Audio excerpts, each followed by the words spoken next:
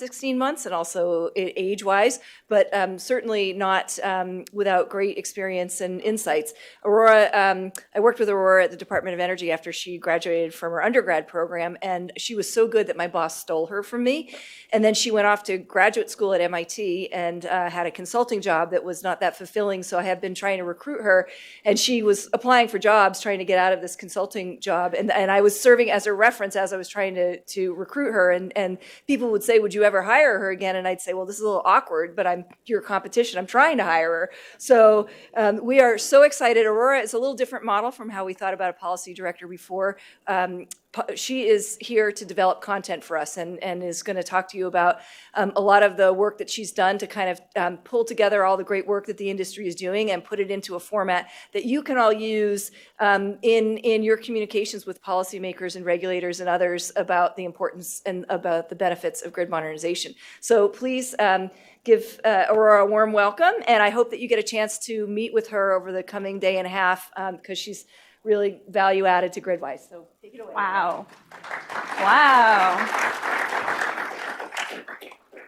Thank you, Karen. And we can, Karen said GridWise is young. I'm also pretty young, we've had some old age jokes. I get I'm on the other spectrum, but I'm excited to be here. And also, if Richie is the voice of God, I'm going to give myself the title of the MC of the next 2 hours.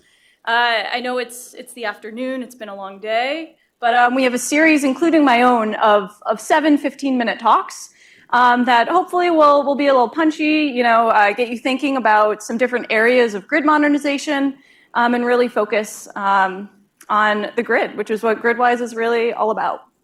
So I guess I have this. Great.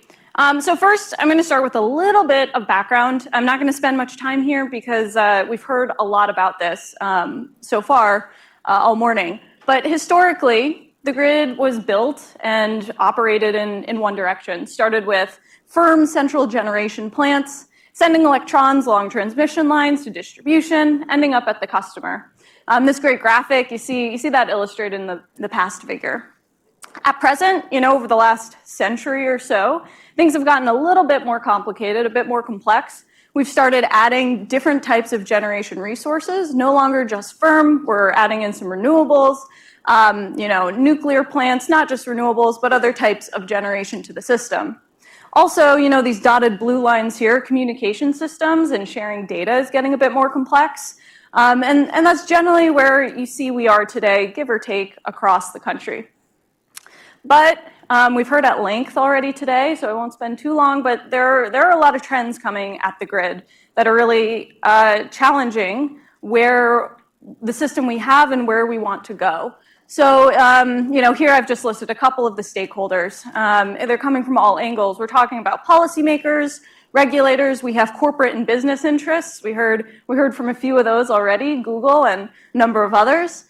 Consumer demands, that was a big topic actually in the last panel, talking about what the consumer wants, what we want to give to them, and also what they can give back to the grid. And then there's a number of academic and industry research efforts. EPRI's a phenomenal example. The Princeton kind of net zero lab was brought up. There's a lot going on. A lot of stakeholders are interested in changing the grid. And so where we're starting to go, you can see in this future kind of grid diagram here. We're starting to connect renewables not only in a couple key places, but really throughout the system. We're seeing electric vehicles connect throughout the system, adding new loads, taking off new loads at different times. DERs are connecting everywhere. You see as well communication networks in these blue lines here. It's really immersed. The system's becoming meshed. It's going two-way, and Duke had spoken about how they're starting to play with two-way energy flows, but there's a lot coming. It's complicated. And so, what I'm here to talk about right now is this new product that GridWise is introducing called the Technology Portfolio. I think actually, Larry, you asked a question 2 panels ago asking, hey, this is really complicated. Is there something where we can start trying to break it down, especially as it gets more complex? And we're hoping that this product can be the start of something that does that. Essentially, we're trying to demystify the grid. We're trying to summarize a variety of different functions and technologies. And we really want this to be an educational resource for our members to use, potentially in rate cases, for policymakers and regulators to use if they want to know about maybe a certain technology or maybe a functional area, and even maybe some enabling technologies. So you can see in this kind of overview figure, we have 4 key components here that I'm going to spend a couple minutes walking through and illustrate how they fit together. Oh, and I skipped over it, but it's posted online. So go to gridwise.org, go to resources, you can download it. We have a near final draft up, and also if you're a GridWise member, I think Richie sent out a big email blast where you can click on that email link too. 1 hour ago, timestamp there. Yeah. Okay, great. So let's start with outcomes. So why do we care about a modern grid? It's not because people love grid technologies. Oh, some people in the room might love grid technologies. No, it's because, there are outcomes that the grid serves that we really care about. Listed in these bullet points here are showing just some examples of outcomes, and particularly the outcomes that potentially policymakers and regulators are really thinking about. And these are, the whys. This is why we're updating the grid. This is why we care about it. So we want to decarbonize power supply. We want to improve customer choice. We want to make the system more resilient, more reliable, et cetera. This is why we care about updating the grid and care about technologies. The next thing that, we set up here are a series of 5 functional areas. And what we're looking to do with these functional areas is really outline different fundamental capabilities of the grid. And I should say a committee of GridWise members, many of whom are in the room, helped to develop this portfolio. I realize I didn't give that shout out, but it's been a cumulative effort so far, and we helped to think through and brainstorm and tweak these to get them to where they are today. What we have in the portfolio is essentially a one-pager summarizing each of these functional areas. It includes, a layman's term definition of what we mean by this area.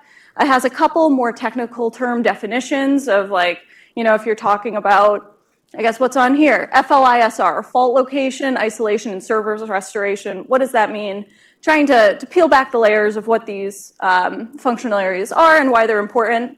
Also includes a little blurb about what the grid looks like today in this functional area, and then a little bit about for a modern grid, in addition to a blue box here of some technology examples.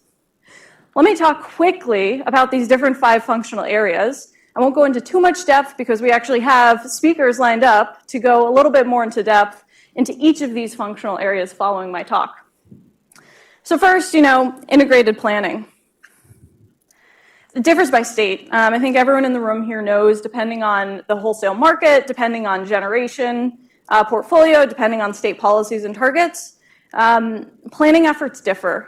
These typically include distribution, transmission, integrated resource planning, and typically this has been conducted independently. When we're thinking about integrated planning for modern grid, we want to integrate these processes. And it's not just, the existing processes. We also want to look at emerging trends that we know are coming. So climate change impacts, how do we need to harden the grid or make it more resilient to changing weather conditions? It includes interconnecting renewables. If we anticipate connecting renewables or electric vehicles for that matter, how does the grid need to be planned for that?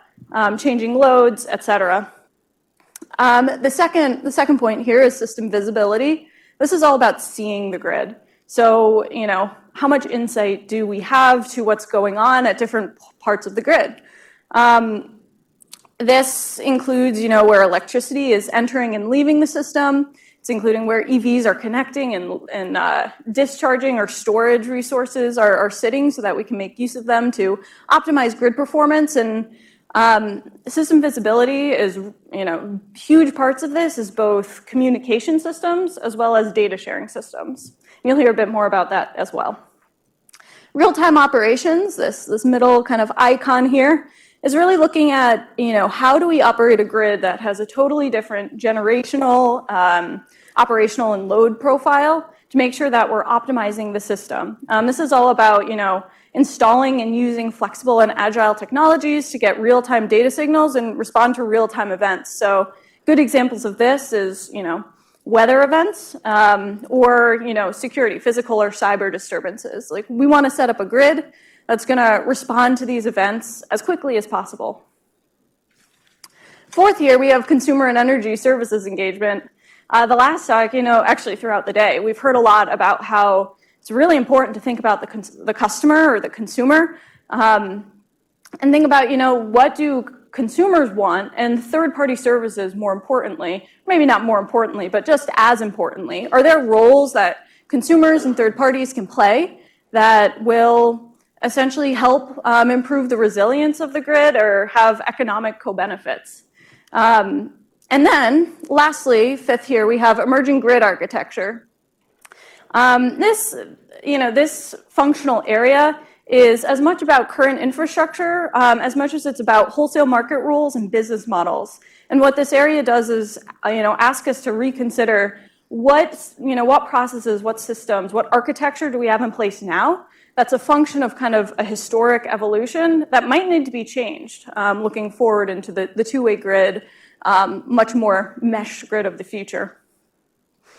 So with all this, I'm going to move on to technology examples, which arguably are kind of a foundational component of the technology portfolio. We've heard a number of technologies mentioned today, and essentially in this portfolio, what we're doing is simplifying and describing a couple technologies. Here we only have 10. There are many more than 10. It's just illustrative. But what we're trying to do is break down this big complicated grid into its different pieces, and technologies are making up the grid and helping it respond to the changes that are coming. So on this one pager, you can see we have a summary. We have a little bit of like the role of this technology in the modern grid, a little bit about where it's located, if it's hardware, a picture of it, and then, maturity level and some other details just to help break down what it is and what we're talking about. But at this moment, it's key to mention, if you look at this list, it's not just all hardware technologies. We're talking about hardware, we're talking about software, and actually we're talking about system like planning processes as well, as you can see with the integrated distribution and transmission planning. And so this might be a little bit of a step away from the norm, but these are all really important parts when you're thinking about integrating technologies and planning for the future grid. So this is just a start. This is not all the technologies, certainly not. But, this is where we are, and hope you take a look at some of them. And lastly, but not least, in kind of our overview here, we have a series of enabling technologies. And, as we were developing the technology portfolio concept, we really realized that, there are technologies, there are different functions they serve, there are outcomes, but there are also a series of things, processes, computational methods, or systems that are enhancing system operation and really accelerating technology adoption and accelerating, meeting the modern grid as we know it. So here you have a couple bullet points, oddly offset a little bit here, but we have some, physical and cybersecurity protocols.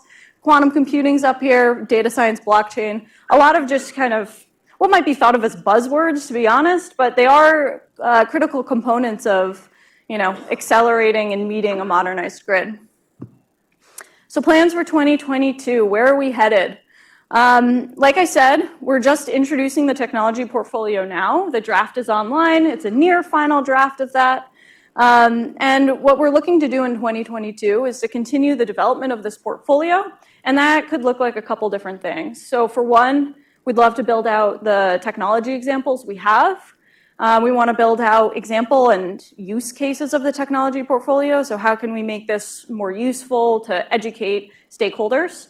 We're open to all manners of input and ideas to really make this a useful resource.